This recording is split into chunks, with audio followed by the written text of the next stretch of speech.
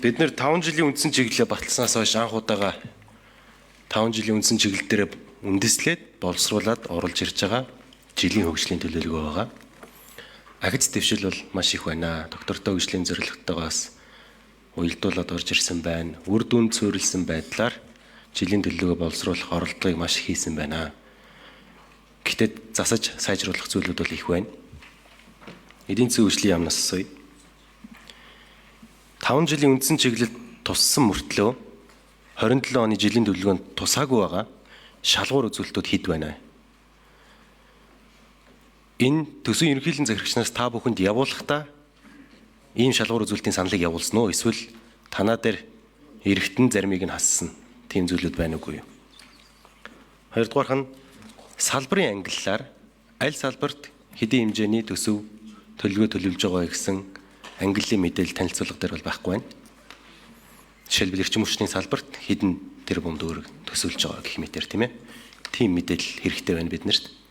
Гуравдугаарт нь засгийн газраас 2027 оныг эрүүл мэндийг дэмжих жил болгож зарласан. Энэ салбар дээр хэдийн хэмжээний төлөвлөгөө төсөв төлөвлөж байна. Бодит төр эрүүл мэндийг дэмжиж чадах жил болох уу?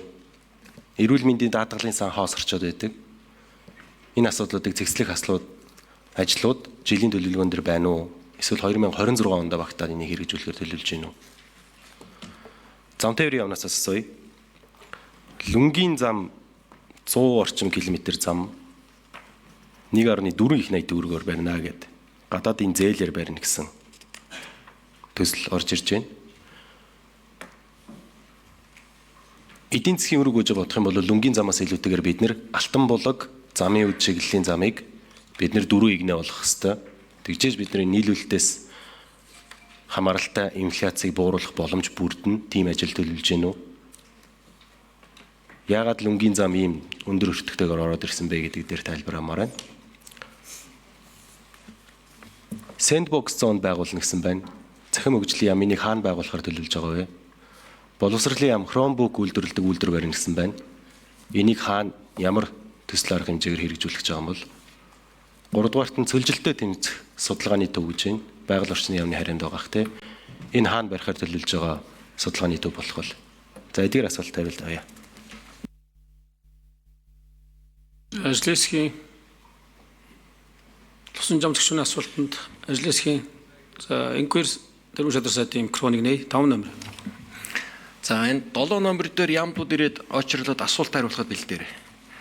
За салбарын санхүүжилт холбоотойгоос эхлэе. За 2027 онд эрүүл мэндийн яам 488 тэрбум, эрчим хүчний яам 5.3 их найд, боловсролын яам 617 тэрбум, байгаль орчин уур амьсгалын өршөлтийн яам 122 тэрбум, гэр бүл хөдөлмөр нийгмийн хамгааллын яам 98 тэрбум, зам тээврийн яам 2.3 их найд, хүн сөдөө аж ахуйн хөнгөн үйлдвэрийн яам 413 тэрбум төгрөгийн салбарын санхүүжилтууд тус очиж байна. За энэ дотроос 2027 оног онцлог эрүүл мэндийг дэмжих жил болгон зарласан байгаа. За энэ эрүүл мэндийг дэмжих жилийн хүрээнд эрүүл мэндийн засаглал, эрх зүйн орчныг боловсронгуй болгон, санхүүжилт ба даатгалын тогтолцоог нь бэхжүүлнэ, нийгмийн эрүүл мэндийн тусламж үйлчлэгээний хүртээмжийг нэмэгдүүлнэ, иргэдийн оролцоо хариуцлагыг дээшлүүлнэ, за эргэн төвтэй эмнэлгийн тусламж үйлчлэгээний чанар хүртээмжийг сайжруулна, уламжлалт хангах ухааны үйлчлэгээг дэмжиж хөгжүүлнэ. За заашгүй шаардлагатай эм тоног технологийн хангамжийг нэмэгдүүлнэ, салбарын хүний нөөцийн чадах ба нийгмийн баталгааг бэхжүүлнэ, эрүүл мэндийн салбарын захим шилжилт мэдээллийн нэгдсэн тогтолцоог хөгжүүлнэ гэсэн эрүүл мэндийн дэмжих жилийн хүрээнд явж байгаа гол бодлого байгаа. За эрүүл мэндийн салбар ер нь хамгийн их ажлаа зөв төлөвлөж гадаад дотоод хөрөнгө оруулалтын асуудлуудаа амжилттай шийдэж чадсан ийм байгаа. За тэг шалгууруудаа харж байна. За ажлын хэсгийн 4 номер. Эдийн засгийн хөгжлийн яамны нэгдсэн бодлого төлөлтийн газрын дарга мөнгөс өгөл усан жамцэг гишүүний асуултанд хариулъя. За шалгуур үзүүлэлтийн тухайд бол Монгол улсын 5 жилийн үндсэн чиглэлд нийтдээ 516 шалгуур үзүүлэлтийг болвол тусгасан байдаг 362 үр дүнг тусгасан байдаг. За үүнээс улсын хөгжлийн жилийн төлөвлөгөөний 2027 оны төсөлд 271 үр дүн 398 шалгуур үзүүлэлтийг одоо нэг бүрчлэн 5 жилийн үндсэн чиглэлээс буулгаж ирж төлөвлөж байна. За энэ хүрээнд болвол 80-аас одоо 90 шалгуур үзүүлэлтэнд тодорхой урсгал зардлаар одоо санхүүжилт хийх санхүүжүүлэх шаардлагагүй гээр одоо үр дүнд хүрэх ийм шалгуур үзүүлэлтүүд байна. За мөн түнчлэн 91 шалгуур үзүүлэлт нь одоо тооцох буюу шинээр одоо арга аргачлалыг боловсруулж тооцоолон гаргах ийм шаардлагатай шалгуур. За ажлын хэсгийн 4 наврыг нэгдэхдээ нөгөө нэмэлт хариулт өгөхдөө нэг минутанд хариулж байгаа учраас яг гол асуултанд шууд хариулмаар байна. За ажлын хэсгийн 4 наврыг нэ тусгасан байгаа. Тэгээд энэ хүрээнд бол үндэсний статистикийн хороо бусад одоо яамд холбогдох байгууллагуудтай хамтран энэ 91 одоо шалгуур үзүүлэлтийг арга аргачлалыг боловсруулах тогтмол одоо хэмжиж үнэлж дүгнэх ажлыг бол хийж гүйцэтгэж эхлэхээр судалгааны ажил бэлтгэл бэлэн байдлууд бол хангагдж байна. ажлын хэсгийн 5 номер Эрүүл мэндийн салбартай холбоотой эрүүл мэндийн тусламж үйлчилгээг сайжруулах төсөл одоо эрчимжүүлэх төсөл 17 аймгийн нэгдсэн хэмжээ сайжруулахаар яаралтай тусламж эрчим тэмцэхийн дасаг мэс заслын барилгыг шинжилж өргөдөхөөр орж ирж байгаа. Нийт 809 тэрбум төгрөгийн гадаад зээлээр хэрэгжиж байгаа. За үр дүнд нь эрчим эмчилгээнийхаа дасаг мэс заслын өрөөний барилга өргөдөхөл шинжил хийгдэн эрүүл мэндийн тусламж үйлчилгээг хүртээмжтэй бүх аймагуд жигд одоо хүрэлцээтэй байдлыг үүсгэх нь. За хөдөө орон нутгийн яаралтай тусламжийг багуудын одоо телемедицины дэмжлэгээр хангах болно. Яаралтай тусламжийн эмч совлогч төргөн тусламжийн ажилтнуудад зориулсан мэрэгсэн сургалтын хөтөлбөрүүдийг сайжруулна. Аймгийн нэгдсэн эмнэлэг бүсийн одоо онцлогоо эмчилгээний төв шинжилэл ингээ 135, эмнэлгийн тоног хөрөмж 442, яаралтай тусламжийн автомашин явуул эмнэлэг 115, захин эрүүл мэндийн үйлчлэгээ сайжруулах 9, хүний нөөц дээр 4, зөвлөх үйлчлэгээ дээр 5 гэх мэт ингээд эрүүл мэндийн салбарын хөрөнгө оруулалтууд ингээд шийдэгдсэн. За ажлын хэсгийн 5 номер Лүнгийн замтай холбоотойгоор лүнгийн зам маань манай 13 аймгийн алуу гарч байгаа нийслэлээс гарч байгаа гол гарц. Нөгөө талаар шинэ одоо хар хором нийслэлийг хотыг Улаанбаатарт холбох гол зам нийт нь 356 км зам төлөвлөж байгаас эхний 100 орчим километр замыг лүнгийн замаар эхэлж байгаа. Нөгөө талаас автозамын салбараас ирсэн хамгийн эрчимжилттэй, хамгийн төгжрөл үүсгэж байгаа гол зам бол Улаанбаатар лүнгийн зам нэгээр ирэмтлэгдэж байгаа. Иймд одоо лүнгээс эхлэе гэсэн ийм хөлбөр байна. Таны санал дээр бас өөр хөлбөр байгаа. Нэгэнд эрчимтэй эдийн засгийн хувьд хамгийн ачаалттай замыг төр хувийн хвшлийн түншлэлээр зарлаад бас хэрэгжүүлэх хоёр дахь хөлбөр. Гадаад зээлийн ашиглалтыг дараагийн босоо тэнглэхийн эдийн засгийн дэмжсэн бусад замууд руу бас шингээх хөлбөр бас байж болно. Айл нь яригдж байгаа. Одоогийн төлөлтөөр бол гадаадын зээлээрээ лүнгийнхаа замыг ингээд хөдлөж гэн хөдлөе гэсэн. За ажлын хэсгийн 7 номер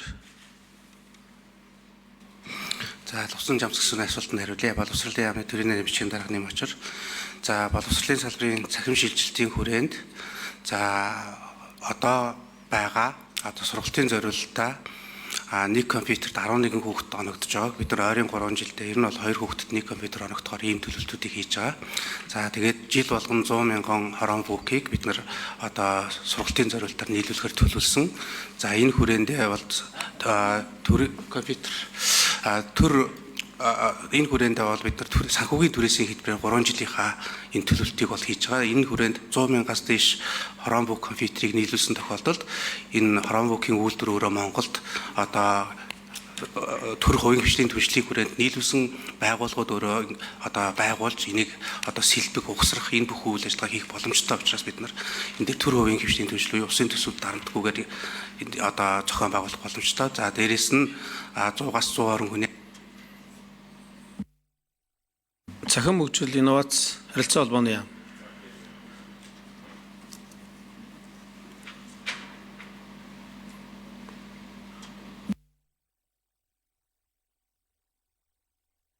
Эсхийн 7 номерын микрофоныг нээе.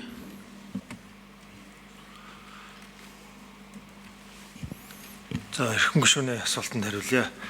Мэдээллийн технологийн үйлдвэрлэлийг дэмжих тусгай сангийн 6-гийн 1-ийн 6-гийн 16 заасны дагуу хэмэл оюун их хөгжил блокчейн сансрын дэвшилтэд технологи суурилсан сэндбоксийн журмын төслийг бол эхний байдлаар бол боловсруулад явж байгаа. Мэдээллийн технологийн үйлдвэрлэлийг дэмжих тухай хуулийн 6-гийн 1-ийн 6 заасан хэмэл оюун ухаан их хөгжил блокчейний сансрын үйлдвэрлэлийн дэвшилт технологи чиглэсэн сэндбокс нь бол тухайн шийдвэрд бол зах зээл дэх өрсөлдөөнийг эрчимжүүлж хэрэглэгчдэд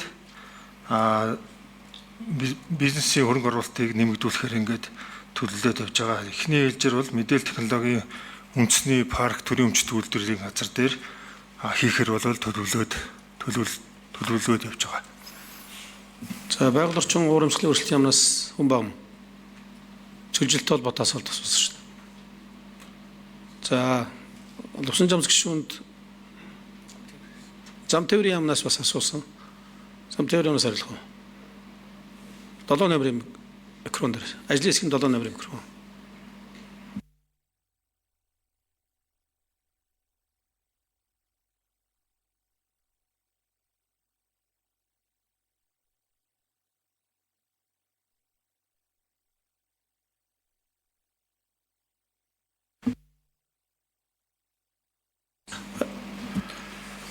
За сайн байцгаана та бүдгийн өдрийн мэндийг хүргэе. За гишүүний асуултанд хариулъя. За түрүүн бас инх хоёр шадар сайд, тэрүүн шадар сайд энэ дээр нэлээ лүнгийн замтай холбоотой хариулсан дээр нэмэхэд төсөв яг жоох өндөр байгаа асуулт асуусан. За энэ дээр бол 6 игнэ ийм зам байгаа. За эрчмийн одоо хөдөлгөөний эрчмийн хувьд бол хамгийн өндөр гэж бас сулгаар гардаг нэг ийм 21 мянган оргил ачааллынхаа үед ийм хөдөлгөөн гарахаар байж байгаа. За дээр нь одоо гүүрийн төсөв нэмэгдэж байгаа учраас ийм төсөвтэй гарсан. За Алтан булаг замын үдийн 4 игнэ замыг бол хөгжлийн жилийн төлөвлөгөөнд оруулсан. За энийг бол төрөх үеийн хвшлийн санхүүжилтийн хүрээнд шийтгэр оруулсан байгаа. Баярлалаа.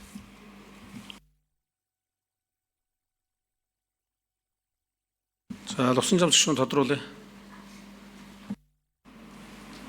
Дэлгэнгүй хариулсанд баярлалаа. Саяны салбараар нь ангиллаар нь хөрөнгө оруулалт зарцуулж байгаа төсвийн хувийн харьцааг нь бичгээр хэдэл авах сонирхолтой. Тэгээд 5 дахь өдрийн чуулганаас өмнөөс харж бас энэ төлөвлөгөөн дээр суугаад асуултуудаа бэлдэх боломжтой байна. Тэгээд байгаль орчны яам ч гэсэн одоо бол байхгүй байгаа юм шиг байна, тийм ээ. Тэгэхээр 5 дахь өдрийн нэгдсэн чуулган дээр саяны асуултанд хариулахыг хүсэж байна. Chromebook угсрах үйлдвэр болоод төр үеийн түншлэлээр жилд 100 мянган ширхгийг үйлдвэрлэх боломжтойгоор гэрээ хийж үйлдвэр байгуулна гэж ойлголоо. Том зорилт тавьж байгаа юм байна. Гэхдээ гаднаас худалдаж авснаас үнэтэй тусгай ямар байх уу гэдэг бид нар нөлөөлөлөө бас бодох хэрэгтэй, тийм ээ. Илүү Монголд угсарсан илүү үнэтэй байх юм бол бид нар гаднаас авсан илүү төсөвтэй ачаал бага үүсгэх байгаа, тийм. За санал хэллээ. Пунсалма гишүүн.